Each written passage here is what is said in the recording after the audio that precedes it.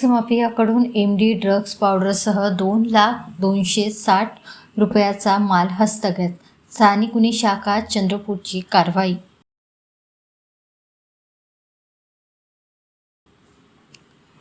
चार डिसेंबर रोजी उपविभागीय चंद्रपूर पथक, स्थानिक गुन्हे शाखा चंद्रपूर हे पोलीस पथक सोबत पोलीस अधीक्षक चंद्रपूर यांच्या आदेशान्वये चंद्रपूर जिल्ह्यात प्रोव्हिजन, जुगार रेट व तसेच अंमली पदार्थ विक्री करणाऱ्यावर कारवाई करण्याकामी रवाना होऊन गस्तीवर असताना गुप्त बातमीदाराकडून बातमी मिळाली की आरोपी प्रांजल तिवारी तसेच आरोपी अदनान जाकीर शेख हे मोटरसायकलने नागपूर रोड ढाब्याजवळ चंद्रपूर येथे येत आहे.